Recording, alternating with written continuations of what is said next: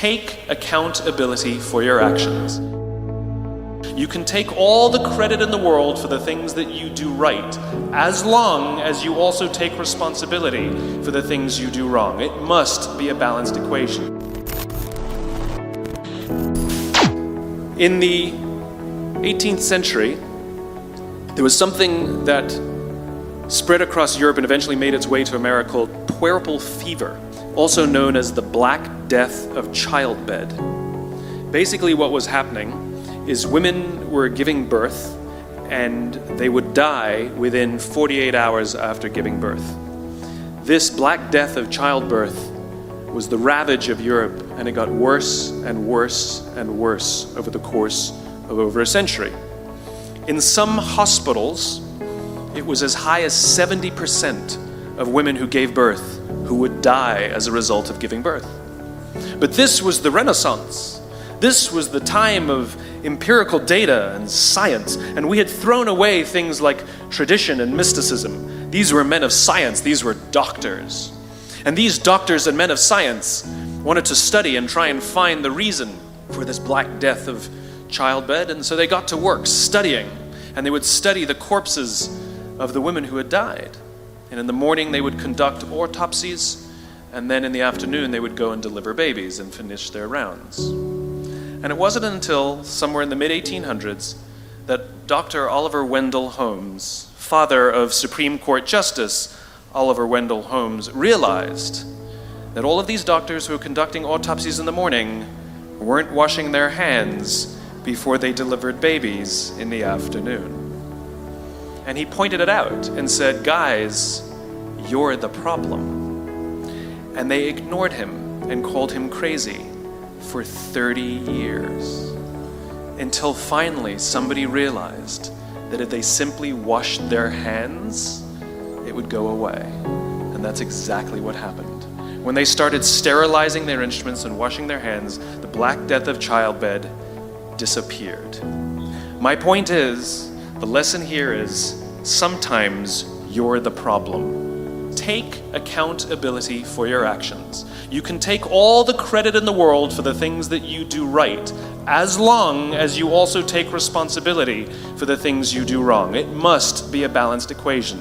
You don't get it one way and not the other. You get to take credit when you also take accountability. Nelson Mandela is a particularly special case study in the leadership world because he is universally regarded as a great leader. He was actually the son of a tribal chief, and he was asked one day, "How did you learn to be a great leader?" And he responded that he would go with his father to tribal meetings, and he remembers two things when his father would meet with other elders. One, they would always sit in a circle, and two, his father was always the last to speak. You will be told your whole life that you need to learn to listen. I would say that you need to learn to be the last to speak. I see it in boardrooms every day of the week. Even people who consider themselves good leaders, who may actually be decent leaders, will walk into a room and say, "Here's the problem, here's what I think, but I'm interested in your opinion, let's go around the room." It's too late. The skill to hold your opinions to yourself until everyone has spoken does two things. One, it gives everybody else the feeling that they have been heard. It gives everyone else the ability to feel that they have contributed. And two, you get the benefit of hearing what everybody else has to think before you render your opinion. The skill is really to keep your opinions to yourself. If you agree with somebody, don't nod yes. If you disagree with somebody, don't nod no. Simply sit there, take it all in, and the only thing you're allowed to do is ask questions so that you can understand what they mean and why they have the opinion that they have. You must understand from where they are speaking, why they have the opinion they have, not just what they are saying. And at the end, you will get your turn.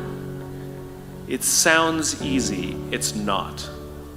So a friend of mine and I, we went for a run in Central Park. The Roadrunners organization, on the weekends, they host races.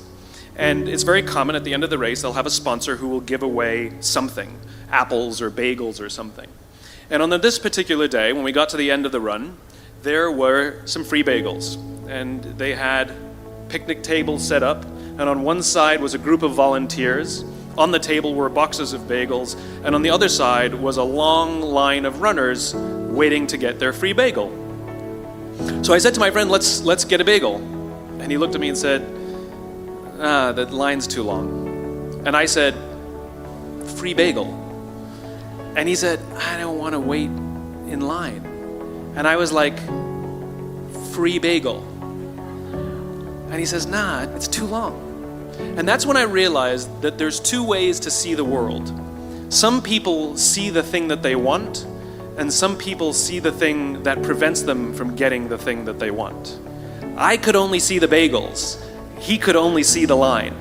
All the great leaders, everybody from Martin Luther King to Steve Jobs, every single one of them, those with the capacity to inspire, they all think, act, and communicate the exact same way, and it's the complete opposite to the rest of us.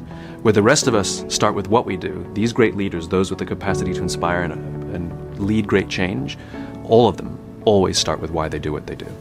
Every single organization on the planet, even our own careers, always function on three levels: what we do, how we do it, and why we do it. What we do are the products we make, the services we offer, the things we sell. How we do it are those, whether you call it your unique selling proposition or your proprietary process or whatever you want to call it. It's the things that you think make you different or special or stand out from the crowd. But it's this concept of why we do what we do, this purpose, cause, or belief that drives every one of us, why the company exists in the first place. We don't need another one of whatever you're selling. There's plenty. But why do we need you? And it's not because of how you do it differently or what you do. There's something deeper there. It was the very reason why the company was formed. When organizations start with why, the response they will get from people who believe what they believe will be visceral. It will be deeply personal and in the emotional part of the brain. It will be hard for people to explain why they are so drawn to Southwest Airlines or Harley Davidson or Apple. They'll talk about, it's the design, it's the quality, it's the service. But in the reality, it's deeper than that. It's in the part of the brain that controls behavior, but not language. The best they can sum up is, I don't know, I just love it. But the reality is, it actually is one of the things that helps them define who they are. Apple is able to inspire loyalty amongst customers and employees, and shareholders for that matter, because the way they view themselves is different than the way most other computer companies view themselves. Most other computer companies define themselves by what they do. They make computers, and everything they try to do is in an effort to improve upon that thing. Add more RAM, add more speed, make it blue. Apple defines themselves by why they exist, to challenge the status quo. Power to the individual, think different. And everything they say and everything they do is to advance that idea. So in the mid-1980s, a theologian named James Carsey wrote this little book called Finite and Infinite Games, in which he defines these two kinds of games. Finite games, which have known players, fixed